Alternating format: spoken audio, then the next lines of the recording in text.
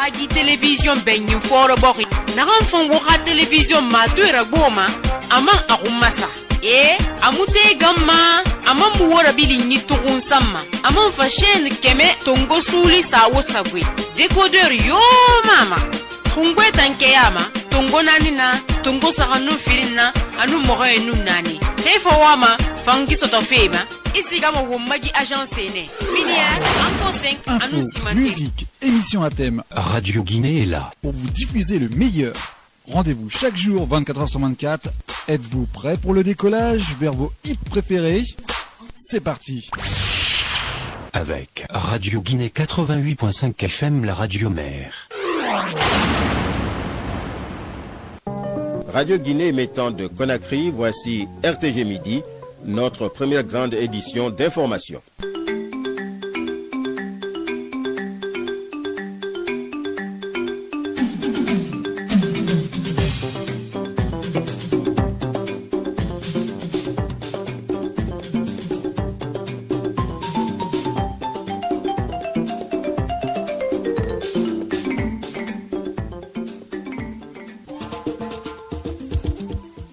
Mesdames, Messieurs, bonsoir, bienvenue sur Radio Guinée, c'est l'heure du journal, voici les titres. C'est parti pour l'événement Conakry, capitale mondiale du livre. Hier dimanche, plusieurs institutions ont pris part à l'ouverture de l'événement. La littérature sera à l'honneur pour 12 mois en Guinée. Un vaccin contre le palu, c'est le projet envisagé par l'OMS. Il doit être testé dans 2 pays de l'Afrique de l'Est et 1 de l'Ouest. Cette maladie tue des milliers de personnes chaque année en Afrique. Toujours à propos du palu, notre rubrique santé s'intéresse aujourd'hui donc à cette maladie. Une maladie qui, selon l'OMS, tue plus de 400 000 personnes dans le monde. Notre spécialiste Aminata Ba sera dans ce journal pour des précisions. Sur le continent, amener l'Afrique à se prendre en charge, c'est l'objectif affiché par les dirigeants du continent. Idriss Déby et Paul Kagame séjournent actuellement en Guinée pour discuter avec le président de l'Union africaine, professeur Alpha Condé, des réformes de l'Union africaine. Présidentielle en France, l'heure est au ralliement des partis après les résultats du premier tour. Hier, les candidats malheureux Fillon et Hamon soutiennent Macron, arrivé premier avec 23,9%, suivi par Le Pen avec 21%. Et puis bien sûr, sport football avec la rencontre la plus attendue en Espagne qui a tourné à l'avantage du Barça dans les ultimes minutes. Le but libérateur du King Messi propulse ainsi le Barça à la tête du Classico avec 3-2. Mesdames, Messieurs, d'autres titres viendront compléter ce journal avec la technique de Hawa Titi Silla et une présentation de Aminata Sangare. Bienvenue à tous. Encore une fois, bonsoir. Je vous le disais, c'est parti pour le plus grand événement culturel de l'année en Guinée. Ça s'appelle Conakry, capitale mondiale du livre. C'est un rendez-vous des hommes de lettres et des écrivains du monde. Bref, la littérature sera à l'honneur pour 12 mois en Guinée. Les écrivains guinéens saluent la tenue de l'événement à Conakry. Mohamed Touré nous en dit plus. Durant 365 jours, Conakry va vibrer au rythme du livre. Les hommes de culture sont donc à l'honneur. Pour eux, cet événement était très attendu. C'est un événement d'abord exceptionnel qui va donner une forte impulsion à la lecture en Guinée, mais qui n'est pas pour nous une consécration. Et que tous ceux qui ont une expérience à partager avec le reste du pays, avec le reste du monde, puissent écrire pour que nous puissions atteindre les objectifs que nous nous sommes fixés. Beaucoup d'opportunités au monde entier, à la Guinée d'abord, et au développement d'abord économique, parce que ce qui se passe ici aujourd'hui est complètement économique, politique et social. Regardez tout ce monde-là. Vous croyez que c'est pas un apport pour le pays, ça? C'est énorme. Et puis aussi une rencontre. Conakry est connu. Vous ouvrez toutes les radios occidentales. Vous entendez aujourd'hui que Conakry est capitale mondiale du livre. N'est-ce pas une joie, une fierté pour nous tous? Plusieurs activités sont inscrites au programme de cette année 2017. Le commissaire général de l'événement promet une réussite totale. Sansi Kaba Diakité salue également la participation des autorités politiques. Ces 6 salons du livre, les pays qui sont arrivés un peu partout, mais le salon du livre des langues africaines, la construction des points de lecture, le salon du livre des jeunesses. Ensuite, nous allons faire en sorte que des grands écrivains du monde entier puissent rallier Conakry, et chaque pays du monde a une journée pour travailler avec nous. Nous sommes heureux que le président de la République ait accepté d'être là, de participer à l'ouverture et d'impulser. Je voudrais dire, c'est une année, ce n'est que l'ouverture. Nous allons corriger les imperfections pour ouvrir la Guinée et pour rapprocher les peuples des communautés. Les Guinéens espèrent être à la hauteur de cet événement mondial. En tout cas, le ton est donné avec la plus belle manière. Mohamed Touré, dans la rubrique consacrée donc à ce grand événement, Conakry, capitale du livre. Vous l'avez dit, l'événement va durer 12 mois. Son lancement a été rehaussé, il faut le signaler, de la présence de plusieurs institutions comme l'UNESCO et la francophonie, des institutions qui promettent leur soutien total aux autorités guinéennes pour la réussite de ce grand événement culturel. Adia Kamara. C'est ainsi les Guinéens accueillent les nombreuses délégations venues pour le lancement de l'événement Conakry, capitale mondiale du livre.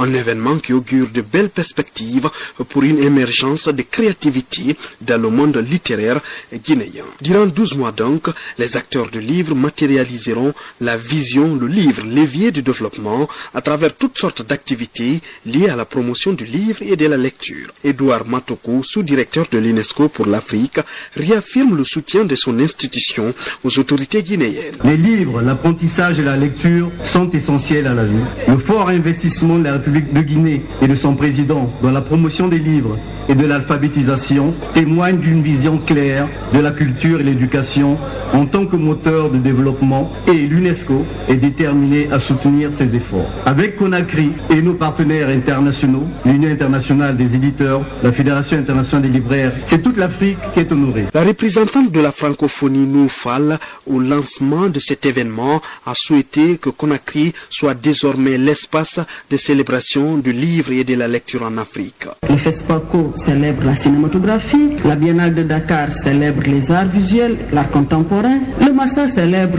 les arts du spectacle. On aimerait bien avoir un espace de célébration du livre et de la littérature.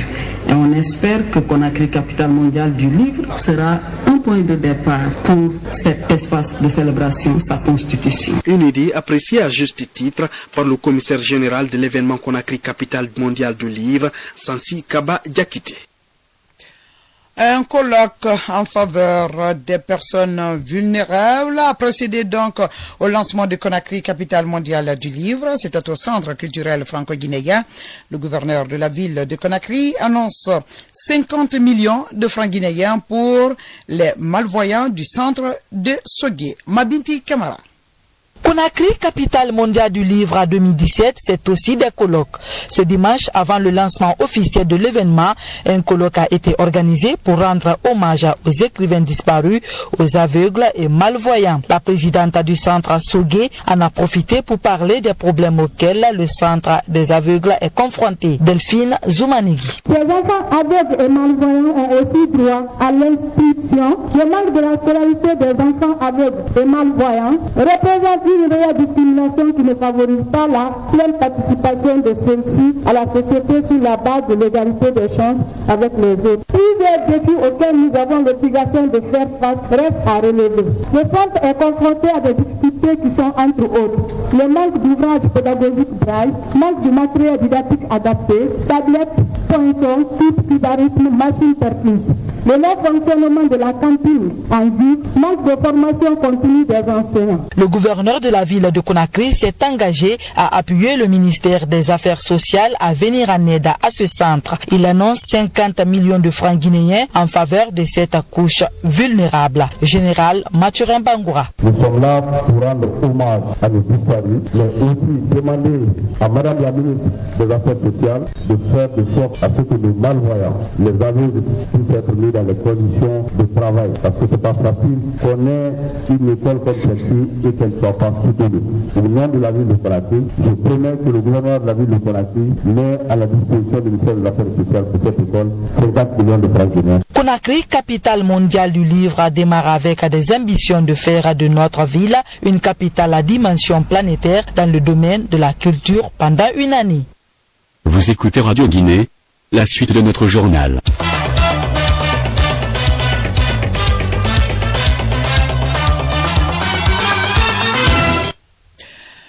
Il est presque 13h dans moins de 4 minutes, donc il sera 13h en temps universel. La suite du journal avec les présidents tchadiens et rwandais qui sont à Conakry depuis dimanche. Idriss Déby et Paul Kagame viennent discuter avec professeur Alpha Condé, président de l'institution, et des réformes de l'Union africaine afin que l'Afrique se prenne en charge. Le président de la République, professeur Alpha Condé, a reçu samedi dernier en audience le vice-ministre ghanéen des Affaires étrangères.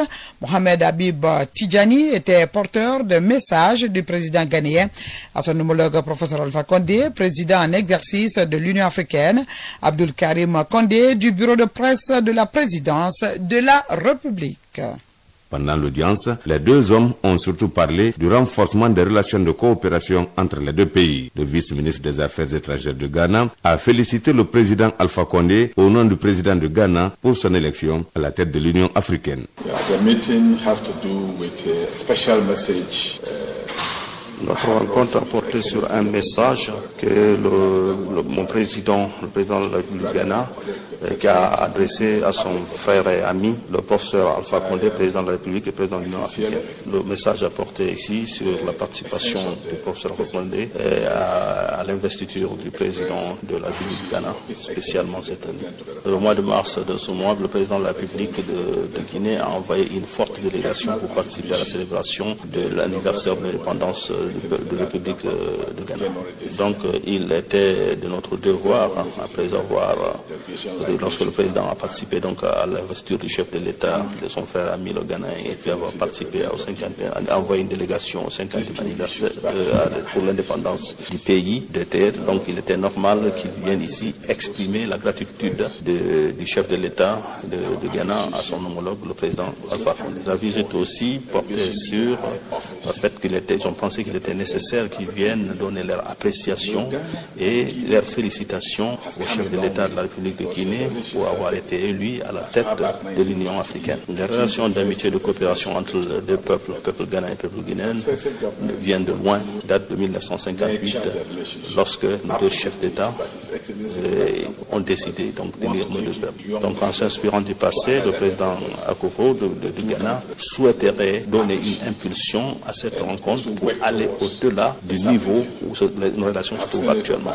Dans les deux pays, nous avons les ressortissants de deux pays et que lorsque les deux chefs d'État se rencontreront, c'est certain que cette question sera abordée et on verra quelle en sera l'issue. Au nom du peuple ghanéen, donc je tiens à exprimer donc mes remerciements au professeur Alpha Condé et au peuple frère de Guinée. La Guinée et le Ghana, deux pays amis depuis la lutte pour l'indépendance de l'Afrique et la création de l'Organisation de l'Unité africaine, actuelle Union africaine, continuent de serrer les coudes pour la prospérité de notre continent. Abdul Karim Condé du bureau de presse de la présidence de la République. Autre chose à présent avec les jeunes filles du centre d'apprentissage de la couture César d'Apompa dans la commune de Matoto qui sont désormais sur le marché de l'emploi. L'AGIPA, entendez, l'association guinéenne pour l'alphabétisation, a assuré la formation de 37 filles. Ces jeunes filles viennent de recevoir leur attestation de fin de cycle après une année de formation en alphabétisation dans leur atelier de couture. La remise des attestations de fin de cycle et des machines à coudre a eu lieu en présence des représentants du ministère des Affaires sociales et de la Condition et de la commune de Matoto. Raphaël Magat Bangoura. Cette formation en alphabétisation fonctionnelle est initiée par l'AGIPA, entendez l'Association guinéenne pour l'alphabétisation. Créée depuis 2003, l'AGIPA s'investit dans l'encadrement et la formation professionnelle des jeunes filles déscolarisées. Depuis, plusieurs promotions sont sorties de ce centre de l'AGIPA, 6 à Dabompa. Pour la session de formation 2016-2017, l'AGIPA a mené entre autres activités l'encadrement de plus de 100 jeunes filles en alphabétisation fonctionnelle, la couture à travers différentes modes, la rémunération des agents formateurs. En août 2016, la promotion ayant déjà terminé son cycle de formation avait bénéficié d'une assistance financière symbolique et des machines à coudre. Assistance apportée par une des sociétés de la place. Selon la présidente de l'AGIPA, son association est confrontée à d'énormes difficultés se résumant au manque de local personnel pour le déroulement des activités comme l'alphabétisation et la formation en couture. Pour relever ces défis, l'AGIPA compte construire son centre privé de formation, mener des campagnes de sensibilisation auprès des autorités afin d'aider à l'implantation des centres d'insertion socio-professionnelle des jeunes filles en situation difficile au niveau des 5 communes de Conakry. Pour les représentants du ministère des Affaires sociales, de la promotion féminine et de l'enfance et de Matoto, la formation professionnelle qu'assure l'AGIPA est une démarche qui cadre parfaitement avec la mission confiée au ministère des Affaires sociales, de la promotion féminine et de l'enfance. Voilà, c'était un compte-rendu de Raphaël Magat Bangoura. La journée mondiale de lutte contre le paludisme sera célébrée demain sous le thème Lèvons-nous contre le palu. À quelques heures de cette célébration, donc, notre rubrique s'intéresse à cette maladie. Selon l'Organisation mondiale de la santé, le paludisme tue plus de 400 000 personnes par an. Aminata Ba pour plus de détails.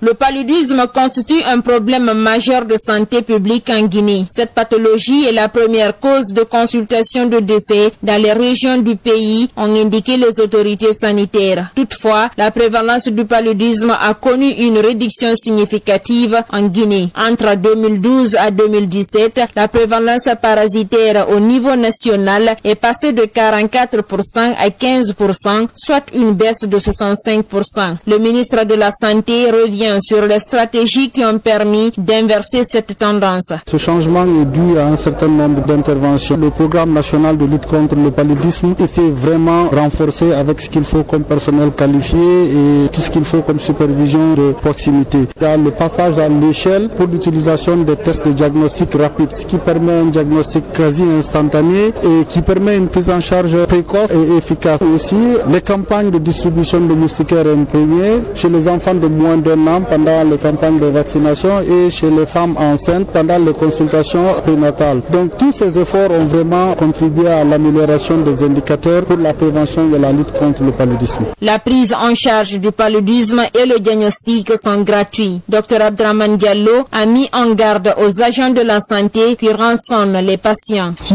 vraiment nous sommes informés, s'il y a une personne qui le fait que nous saisissons, croyez-moi que cette personne sera punie avec toute la rigueur de la loi. Et tous les services sont avertis. Autre ambition affichée par le ministère de la Santé, c'est celle d'assurer la prise en charge dans les règles de l'art, mais aussi et surtout celle de renforcer les capacités de gestion et de partenariat. Vous écoutez Radio Guinée, la suite de notre journal.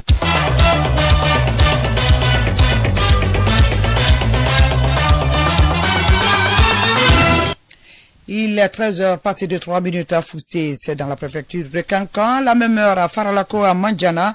La page Afrique Inter de ce journal avec le paludisme qui a tué en 2016 4000 personnes, dont 30 000 enfants au Burkina Faso. L'annonce a été faite hier par le programme national de lutte contre le palud. Selon le programme national de lutte contre le palud constitue la première cause de consultation, d'hospitalisation et de décès au Burkina Faso.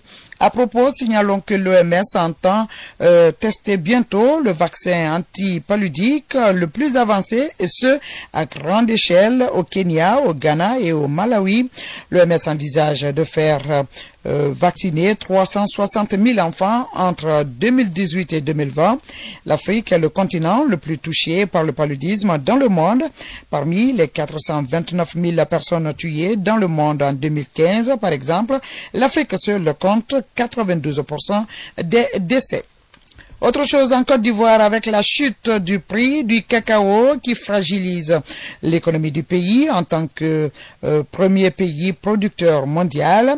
Entre novembre et janvier 2016-2017, le kilo du cacao a perdu 30% de sa valeur. La Côte d'Ivoire à elle seule produit 1,8 million de tonnes de cacao. Les paysans paient déjà cette mauvaise conjoncture au prix fort. Le président ivoirien a annoncé que les dépenses budgétaires allaient être réduites de 10%. Révision politique avec cette révision de la liste électorale au Sénégal en vue des législatives du 30 juillet prochain. Les inscriptions sur la liste pour obtenir les cartes biométriques ont pris fin hier dimanche. Près de 6 millions d'électeurs se sont inscrits depuis le début des opérations. Et puis c'est ce lundi que le correspondant de RFI en langue Hausa au Cameroun sera fixé sur son sort. Accusé d'apologie du terrorisme, le tribunal de Yaoundé a retenu contre Ahmed Abba l'accusation de non-dénonciation et blanchiment de produits d'actes terroristes. Le commissaire du gouvernement réclame la prison à perpétuité et la défense soutient l'innocence de Ahmed Abba qui est détenu depuis, je vous le rappelle, 636 jours.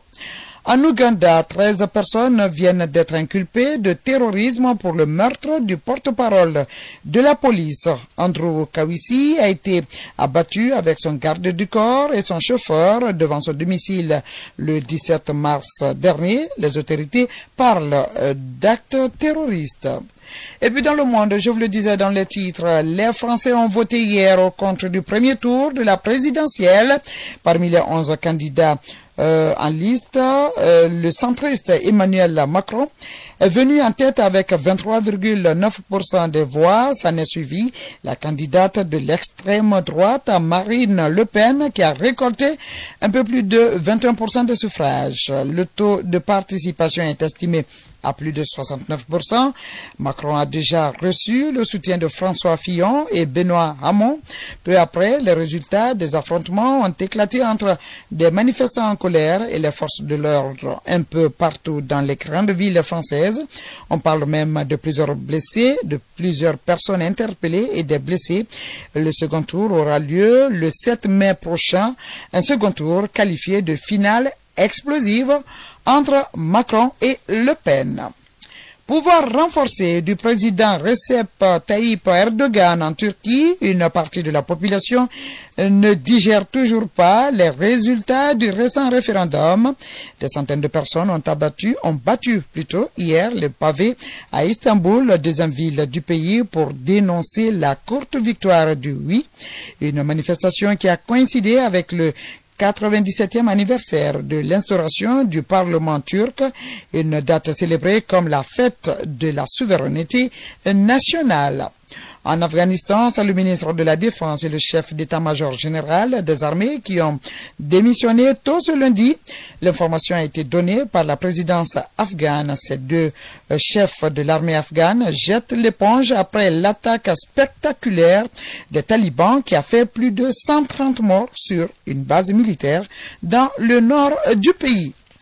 Je vous le disais en début de titre, le championnat espagnol avec le Classico FC Barcelone, Real Madrid hier à Bernabéu.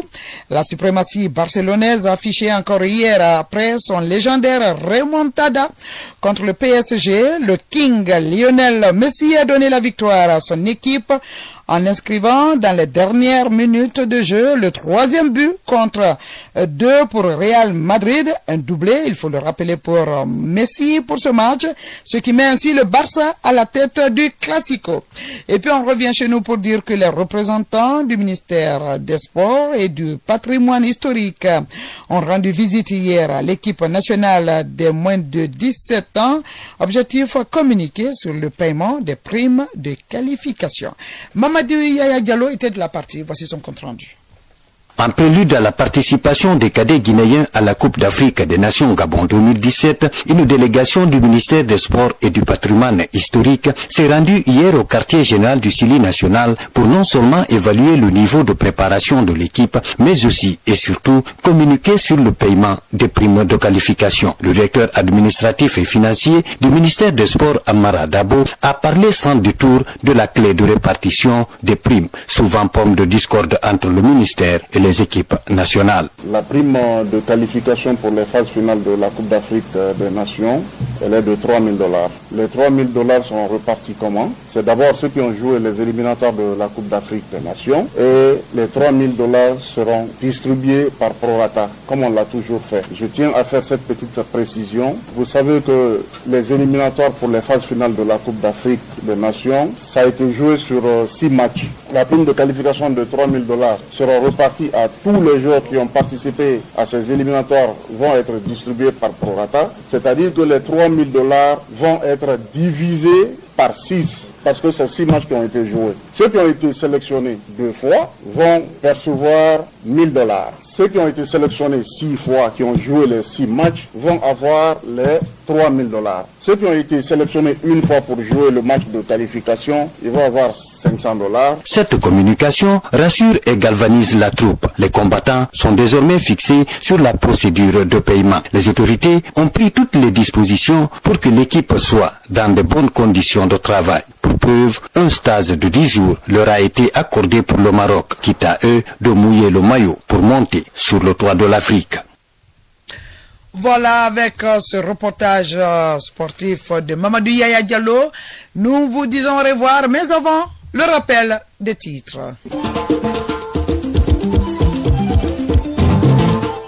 Un vaccin contre le paludisme, c'est le projet envisagé par l'OMS. Il doit être testé dans 2 pays de l'Afrique de l'Est et 1 de l'Ouest. Cette maladie, vous le savez, tue des milliers de personnes chaque année sur le continent noir.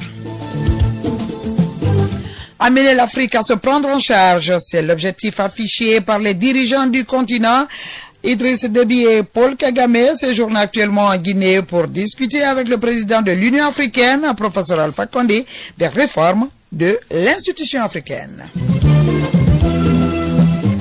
Présidentielle en France, l'heure est au ralliement des partis après les résultats du premier tour hier. Les candidats malheureux Fillon et Hamon soutiennent Macron arrivé premier avec 23,9%, suivi par Le Pen avec un peu plus de 21%.